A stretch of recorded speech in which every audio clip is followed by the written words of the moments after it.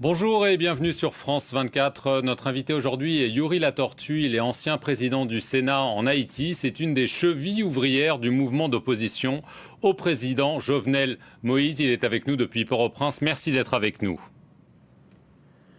Un plaisir d'être avec vous. Alors depuis plusieurs semaines, une vague de contestation s'est levée contre le président. Lui affirme que son mandat à la tête du pays court jusqu'au 7 février 2022. Mais selon l'opposition, son mandat de 5 ans a pris fin le 7 février 2021. Alors c'est un désaccord né du fait que Jovenel Moïse avait été élu lors d'un scrutin qui a été annulé pour fraude, puis finalement réélu un an plus tard. Alors l'opposition a installé un président de transition, un juge de la Cour de cassation, Joseph Mécène Jean-Louis, et il a déclaré ce week-end, il a lancé un appel à ceux et celles qui jurent loyauté à cette nation à se mettre debout. Alors une question très simple, qu'est-ce que ça veut dire se mettre debout contre Jovenel Moïse? Est-ce que vous appelez à son départ immédiat? Oui, se mettre debout, c'est dire premièrement que le mandat de Jovenel Moïse est arrivé à terme depuis le 7 février 2021 et que le président Jovenel Moïse, le président de facto, il veut rester au pouvoir. Et l'opposition s'est dit qu'il nous faut ce gouvernement de transition avec le président Mécène pour pouvoir faire repartir Haïti. Premièrement, eh bien, continuer avec les procès de Petro-Caribé. Petro-Caribé, c'est ce fonds vénézuélien d'achat à crédit du pétrole qu'on a découvert dans les rapports du Sénat qui ont été gaspillés. Continuer avec les procès des crimes de sang perpétrés dans les différents quartiers populaires, organiser cette conférence nationale pour que les Haïtiens puissent dialoguer et poser les vrais problèmes du pays et réaliser des élections honnêtes, crédibles et démocratiques. Donc se mettre debout, c'est pour réaliser cette transition et permettre à Haïti de repartir de pied ferme. Mais est-ce que ça veut dire que c'est pas seulement un mouvement pacifique? Est-ce que se mettre debout, ça peut vouloir aussi dire, se mettre debout et prendre les armes? Non, se mettre debout, c'est un mouvement complètement pacifique. D'ailleurs, ce n'est pas simplement l'opposition, ce sont tous les secteurs de la vie sociétale. Il y a le secteur religieux, avec l'Église catholique qui a pris position pour le départ du président le 7 février 2021. La fédération protestante est très puissante en Haïti, qui également justement a souligné le départ du président pour le 7 février 2021, le secteur syndical, le secteur des droits de l'homme, le secteur de la société civile. En tout, il faut dire que des milliers, des dizaines de milliers de personnes marchent dans les rues pour réclamer ce départ et mettre sur pied cette nouvelle transition. Le problème, en dehors de l'argument constitutionnel, il n'y a pas de cour constitutionnelle qui puisse trancher quand le mandat s'est terminé, mais il y a quand même les Nations Unies, l'Organisation des États américains, le gouvernement américain qui, eux, valident le calendrier électoral défendu par Jovenel Moïse. Ils affirment que son mandat se termine en 2022. Donc, ils ne sont pas d'accord avec vous. Quelle est votre réaction ? Écoutez, ça m'étonne pour l'ambassade américaine qui a pris position pour le 7 février 2022, alors que les trois plus grandes universités américaines, je parle d'Harvard, de Yale University et New York University, eux-mêmes, ils ont pris position pour dire que le mandat de Jovenel Moïse a pris fin, selon la lecture de l'article 134.2 de la Constitution haïtienne, le 7 février 2022.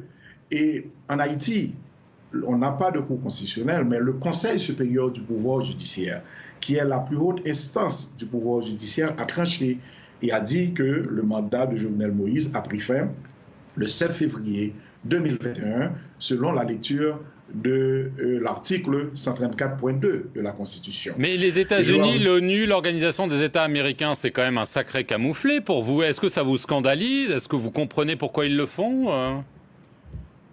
Écoutez, l'attitude de cette communauté internationale a été toujours dictée par l'ancien président Donald Trump.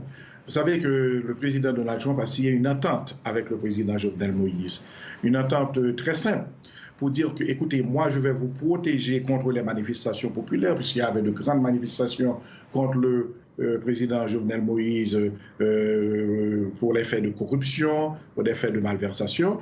Et le président Donald Trump a dit, vous allez voter partout pour les États-Unis, et moi, je vais vous protéger contre le peuple. Et c'est ce qui a été fait. Mais le président Trump est parti. Est-ce que vous n'êtes pas déçu que l'administration Biden suive à ce moment-là ses traces? Écoutez, la nouvelle administration vient de s'installer. Il y a eu les démocrates au Congrès, les députés. Il y a eu le sénateur Lely qui a pris position pour dire que le mandat du président Jovenel a pris fin le 7 février 2021. Je crois qu'il y a tout un processus qui se met en place et nous espérons que cette administration va changer, puisque le président Joe Biden, en campagne, avait dit que le président Donald Trump avait délaissé Haïti et que lui, il allait justement prendre le cas d'Haïti, il allait regarder Haïti comme un pays qui a besoin d'assistance. Dans ce cas, nous espérons que cette nouvelle administration va suivre les élus du Congrès, tant au Sénat qu'à la Chambre des députés. Le pouvoir affirme que plusieurs juges, on a parlé du juge qui a été désigné président de la transition, il y en a un autre, le juge Yvikel Dabrecil, qui a été accusé, sur cette antenne même d'ailleurs par le ministre des Affaires étrangères, d'être l'instigateur non seulement d'une tentative de coup d'État, mais d'une tentative d'assassinat du président Jovenel Moïse. Votre réaction à ces accusations très graves? Vous savez, pour cette farce du 7 février 2021, parler de tentative de coup d'État et tentative d'assassinat, écoutez, je crois que c'est tout à fait ridicule. Premièrement, le mandat du président a pris fin le 7 février 2021. Donc, le président ne devait être plus au pouvoir le 7 février. Le 7 février, c'était la date de passation du pouvoir.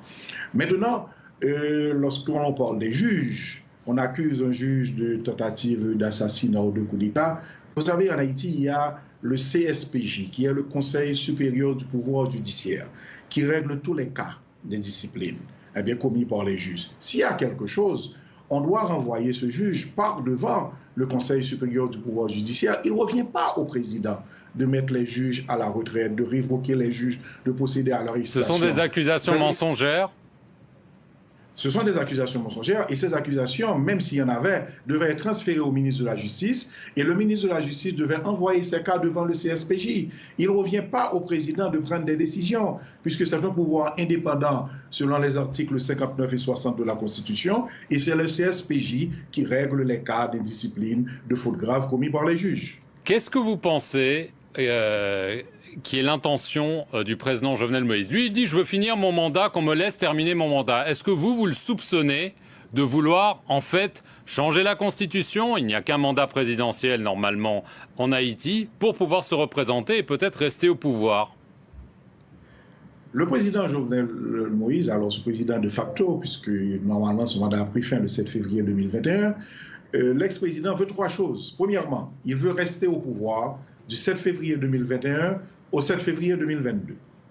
Deuxième chose, il veut changer illégalement la Constitution sans l'avis du peuple, sans les règles à suivre, pour se protéger des crimes financiers et des crimes de sang, en essayant d'avoir une amnistie générale pour lui et son équipe. Et troisièmement, le président veut réaliser des élections frauduleuses avec un conseil électoral qui est manipulé, afin de mettre son équipe au pouvoir et puis après de se représenter pour se maintenir au pouvoir. Donc voilà ce que veut le président Jovenel Moïse malgré la fin de ce mandat. Donc comment est-ce que vous le qualifieriez? Vous avez parlé de crime. Est-ce que pour vous c'est un criminel, un dictateur, les deux, autre chose? Il y a plusieurs crimes commis par le président Jovenel Moïse. Premièrement, il y a eu les crimes financiers. Dans le rapport sénatorial sur Petro-Caribé, où il y a eu des cas de malversation, confirmé par le tribunal le plus élevé du pays, qui est la Cour supérieure des comptes, eh bien la compagnie du président Jovenel Moïse, Agritans, a été indexée. Et la Cour supérieure des comptes a recommandé maintenant d'envoyer ces dossiers à la justice. Ce qui n'a pas été fait puisque ce procès a été bloqué par le gouvernement. La deuxième chose pour les crimes de sang, Vous savez que le gouvernement, l'ex-président Jovenel Moïse, il a armé les gens dans les quartiers populaires. Et maintenant, on a toute une série de gangs dans ces quartiers. Et ces gangs ont commis des massacres. Par exemple, les massacres de La Saline, où plus d'une centaine de personnes ont été assassinées, les massacres de Bel-Air. Donc je crois qu'aujourd'hui, l'opposition demande les procès pour ces crimes financiers et les crimes de sang. Et est-ce que vous pensez que c'est un dictateur qui se présente comme un démocrate, mais qu'il fera tout pour s'accrocher au pouvoir, y compris recourir à la force? Vous savez, le dictateur, c'est celui qui a un pouvoir personnel et qui élimine toutes les institutions démocratiques. La démocratie se repose sur les institutions. Le président a renvoyé tout le Sénat, malgré, justement, il y avait des sénateurs qui avaient encore un mandat. Le président a pris un décret pour éliminer les pouvoirs de la Cour des comptes afin d'empêcher tout contrôle. Le président a mis à la retraite des juges, alors que la Constitution dit que les juges sont inamovibles.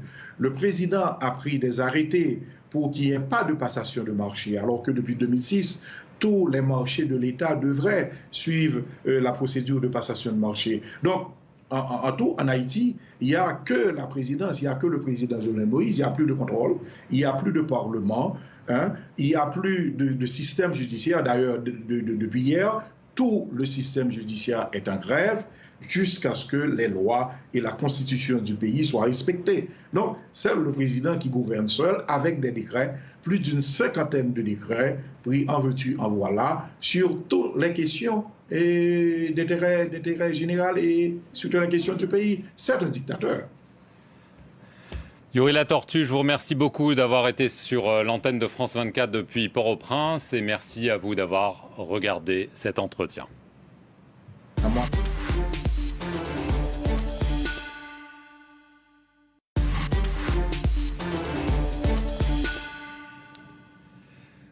Bonjour et bienvenue sur France 24. Notre invité aujourd'hui est Yuri Latortue. Il est ancien président du Sénat en Haïti. C'est une des chevilles ouvrières du mouvement d'opposition au président Jovenel Moïse. Il est avec nous depuis Port-au-Prince. Merci d'être avec nous.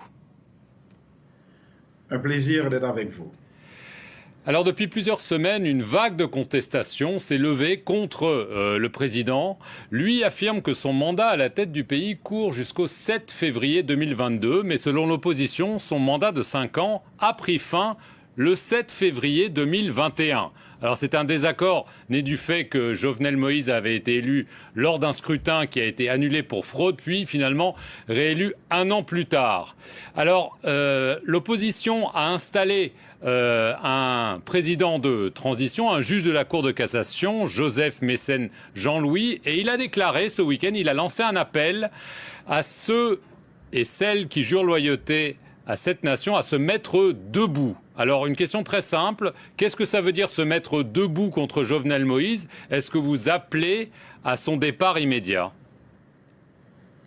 Oui, se mettre debout, c'est dire premièrement que le mandat de Jovenel Moïse est arrivé à terme depuis le 7 février 2021 et que le président Jovenel Moïse, le président de facto, il veut rester au pouvoir.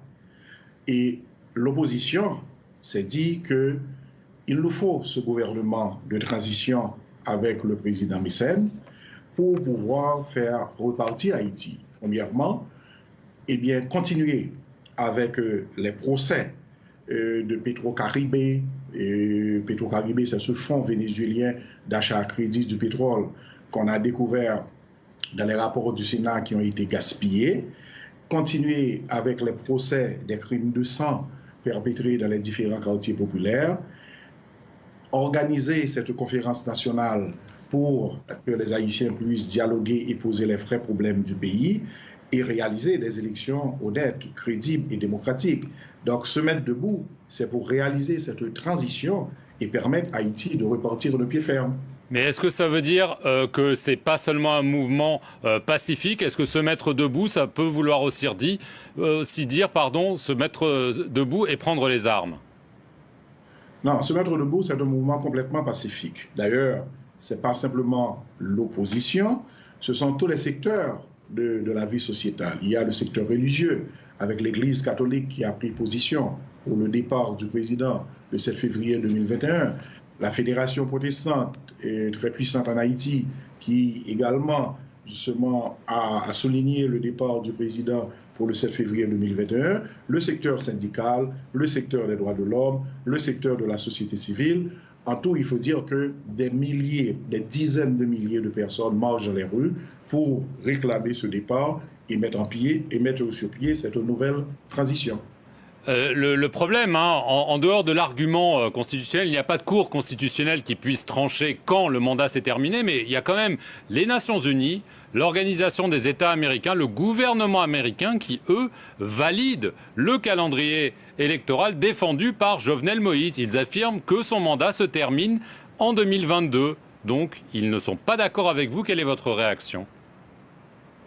Écoutez, ça m'étonne pour l'ambassade américaine qui a pris position pour le 7 février 2022, alors que les trois plus grandes universités américaines, je parle d'Harvard, de Yale University et New York University, eux-mêmes, elles ont pris position pour dire que le mandat de Jovenel Moïse a pris fin, selon la lecture de l'article 134.2 de la Constitution haïtienne, le 7 février 2022.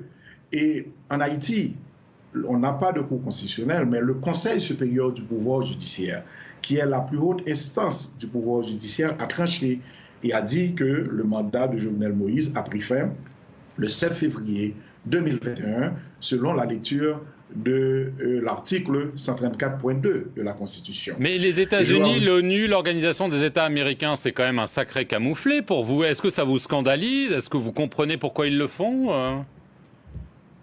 Écoutez, l'attitude de cette communauté internationale a été toujours dictée par l'ancien président Donald Trump. Vous savez que le président Donald Trump a signé une entente avec le président Jovenel Moïse, une entente très simple pour dire que, écoutez, moi je vais vous protéger contre les manifestations populaires, puisqu'il y avait de grandes manifestations contre le président Jovenel Moïse pour les faits de corruption, pour des faits de malversation. Et le président Donald Trump a dit, vous allez voter partout pour les États-Unis et moi je vais vous protéger contre le peuple. Et c'est ce qui a été fait. Mais le président Trump est parti. Est-ce que vous n'êtes pas déçu que l'administration Biden suive à ce moment-là ses traces? Écoutez, la nouvelle administration vient de s'installer. Il y a eu les démocrates au Congrès, les députés. Il y a eu le sénateur Lely qui a pris position pour dire que le mandat du président Jovenel a pris fin le 7 février 2021. Je crois qu'il y a tout un processus qui se met en place et nous espérons que cette administration va changer, puisque le président Joe Biden, en campagne, avait dit que le président Donald Trump avait délaissé Haïti et que lui, il allait justement prendre cas d'Haïti, il allait regarder Haïti comme un pays qui a besoin d'assistance. Dans ce cas, nous espérons que cette nouvelle administration va suivre les élus du Congrès, tant au Sénat qu'à la Chambre des députés. Le pouvoir affirme que plusieurs juges, on a parlé du juge qui a été désigné président de la transition, il y en a un autre, le juge Yvikel Dabrecil, qui a été accusé, sur cette antenne même d'ailleurs par le ministre des Affaires étrangères, d'être l'instigateur non seulement d'une tentative de coup d'État, mais d'une tentative d'assassinat du président Jovenel Moïse. Votre réaction à ces accusations très graves? Vous savez, pour cette farce du 7 février 2021, parler de tentative de coup d'État et tentative d'assassinat, écoutez, je crois que c'est tout à fait ridicule.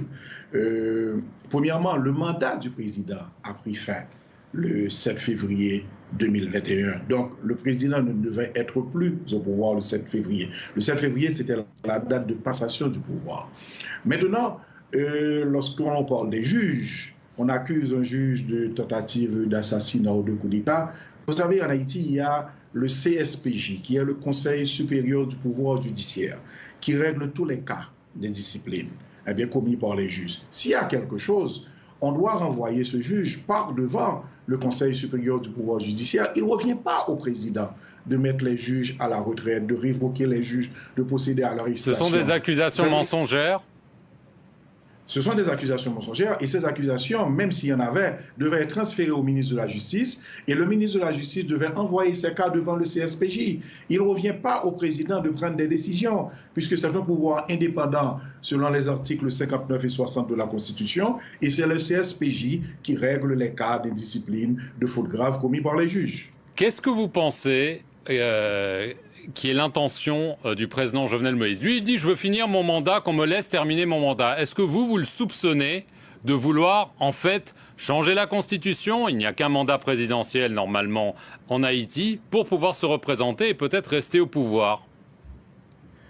Le président Jovenel Moïse, alors ce président de facto, puisque normalement son mandat a pris fin le 7 février 2021, l'ex-président veut trois choses. Premièrement, il veut rester au pouvoir du 7 février 2021 au 7 février 2022. Deuxième chose, il veut changer illégalement la Constitution sans l'avis du peuple, sans les règles à suivre, pour se protéger des crimes financiers et des crimes de sang, en essayant d'avoir une amnistie générale pour lui et son équipe. Et troisièmement, le président veut réaliser des élections frauduleuses avec un conseil électoral qui est manipulé, afin de mettre son équipe au pouvoir et puis après de se représenter pour se maintenir au pouvoir. Donc voilà ce que veut le président Jovenel Moïse malgré la fin de ce mandat. Donc comment est-ce que vous le qualifieriez? Vous avez parlé de crime. Est-ce que pour vous c'est un criminel, un dictateur, les deux, autre chose? Il y a plusieurs crimes commis par le président Jovenel Moïse. Premièrement, il y a eu les crimes financiers.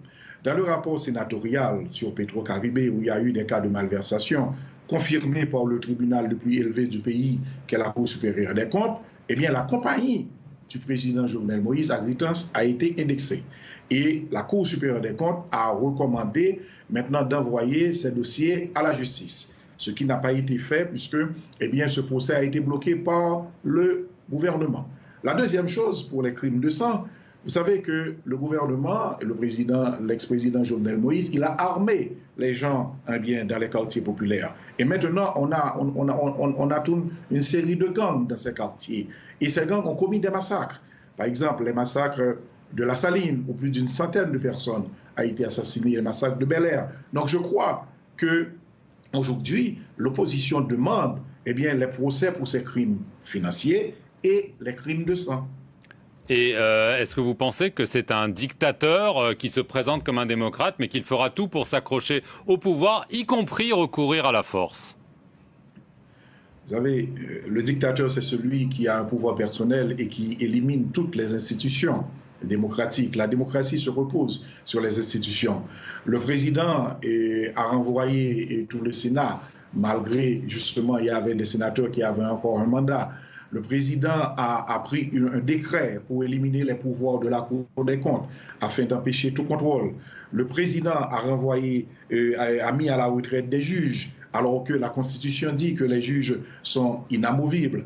Le président a pris des arrêtés pour qu'il n'y ait pas de passation de marché, alors que depuis 2006, tous les marchés de l'État devraient suivre la procédure de passation de marché. Donc, en tout, en Haïti, il n'y a que la présidence, il n'y a que le président Jovenel Moïse, il n'y a plus de contrôle, il n'y a plus de parlement, il n'y a plus de système judiciaire. D'ailleurs, depuis hier, tout le système judiciaire est en grève jusqu'à ce que les lois et la constitution du pays soient respectées. Donc, c'est le président qui gouverne seul avec des décrets, plus d'une cinquantaine de décrets pris en veux-tu, en voilà, sur toutes les questions d'intérêt général et surtout la question du pays. C'est un dictateur. Yuri Latortue, je vous remercie beaucoup d'avoir été sur l'antenne de France 24 depuis Port-au-Prince et merci à vous d'avoir regardé cet entretien. À moi.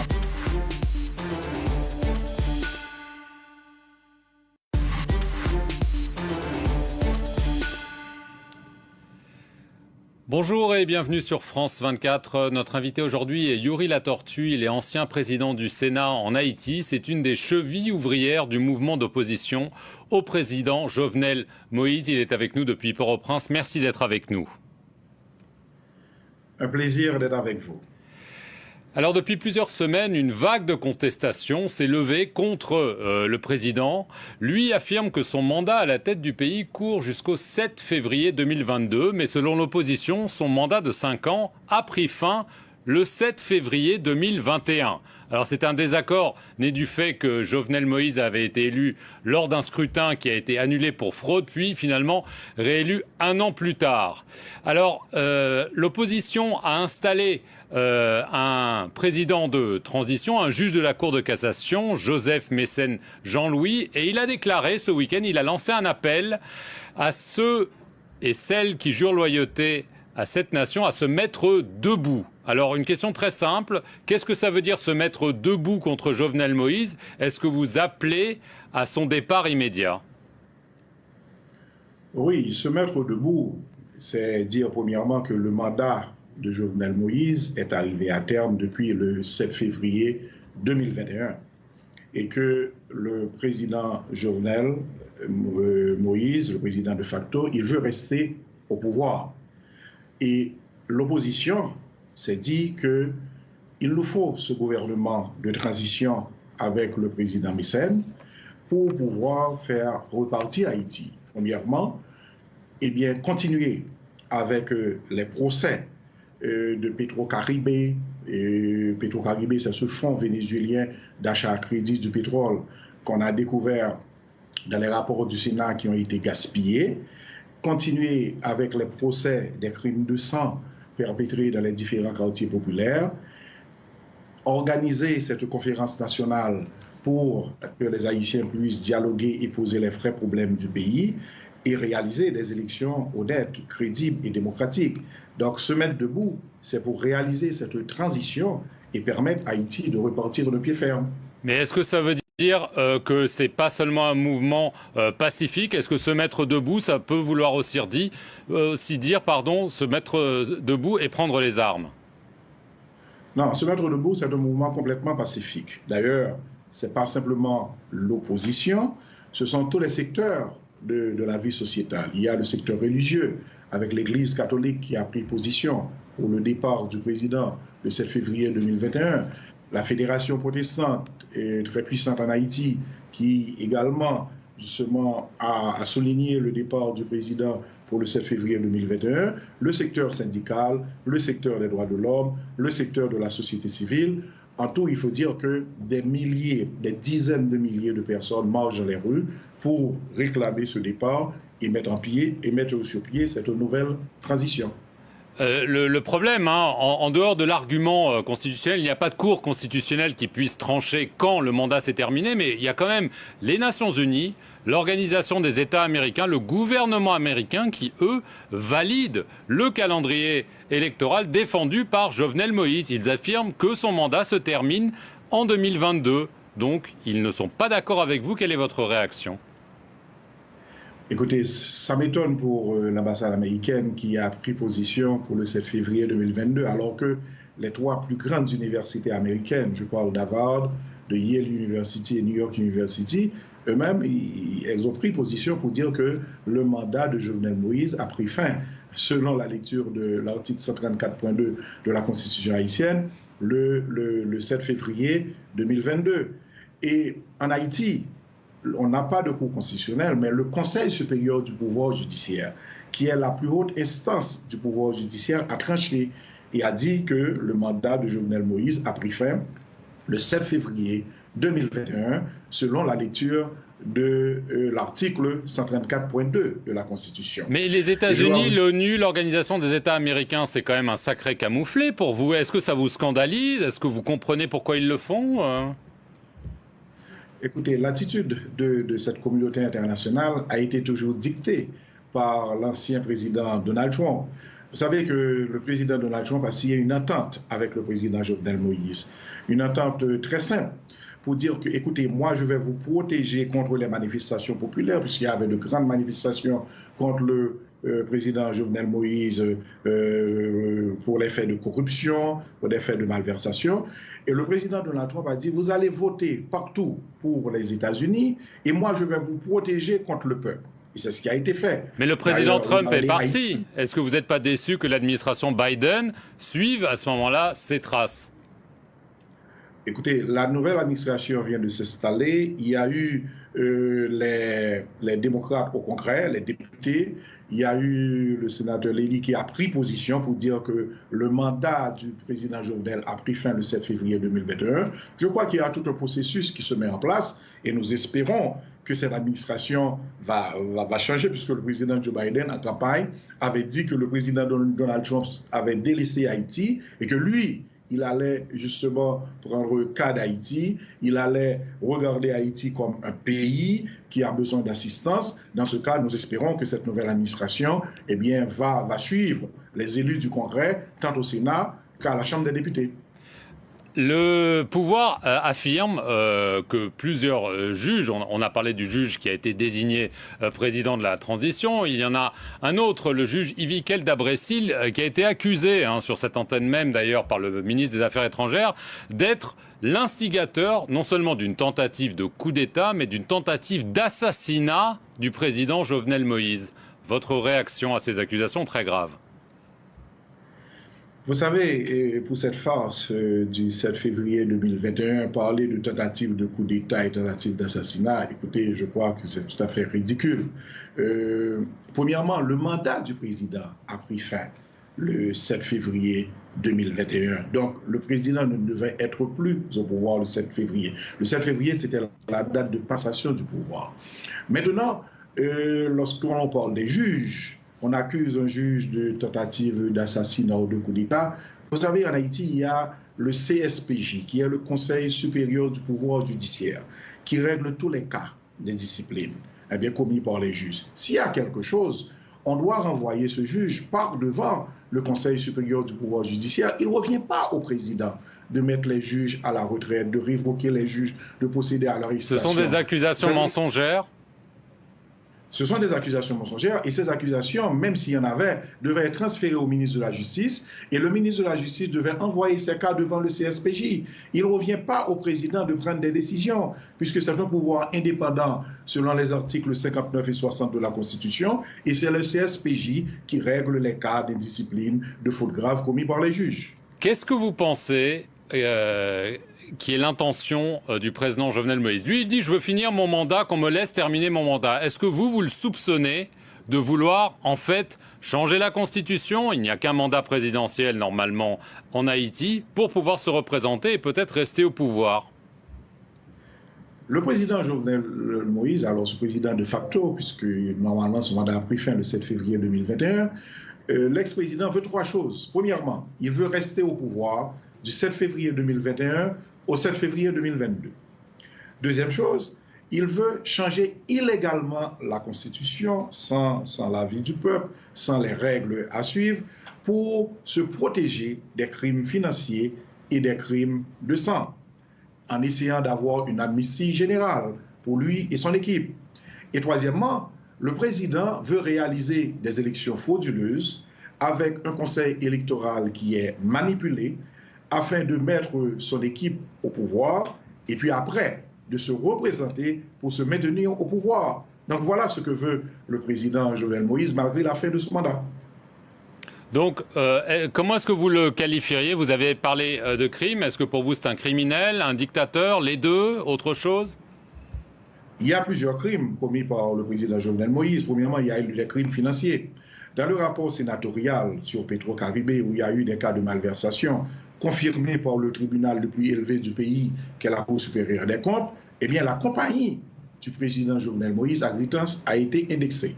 Et la Cour supérieure des comptes a recommandé maintenant d'envoyer ces dossiers à la justice. Ce qui n'a pas été fait puisque ce procès a été bloqué par le gouvernement. La deuxième chose pour les crimes de sang, vous savez que le gouvernement, l'ex-président Jovenel Moïse, il a armé les gens dans les quartiers populaires. Et maintenant, on a toute une série de gangs dans ces quartiers. Et ces gangs ont commis des massacres. Par exemple, les massacres de La Saline, où plus d'une centaine de personnes ont été assassinées, les massacres de Bel-Air. Donc je crois qu'aujourd'hui, l'opposition demande les procès pour ces crimes financiers et les crimes de sang. Et est-ce que vous pensez que c'est un dictateur qui se présente comme un démocrate, mais qu'il fera tout pour s'accrocher au pouvoir, y compris recourir à la force? Vous savez, le dictateur, c'est celui qui a un pouvoir personnel et qui élimine toutes les institutions démocratiques. La démocratie se repose sur les institutions.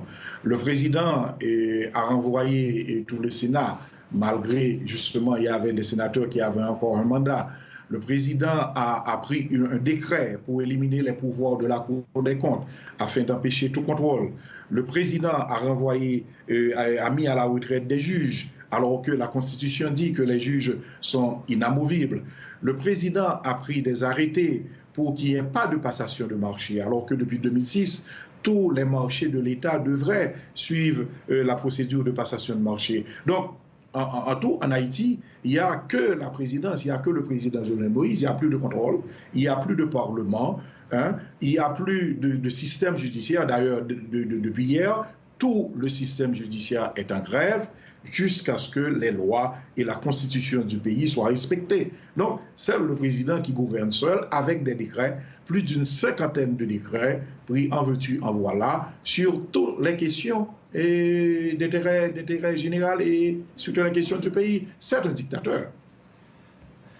Yuri Latortue, je vous remercie beaucoup d'avoir été sur l'antenne de France 24 depuis Port-au-Prince et merci à vous d'avoir regardé cet entretien. À moi.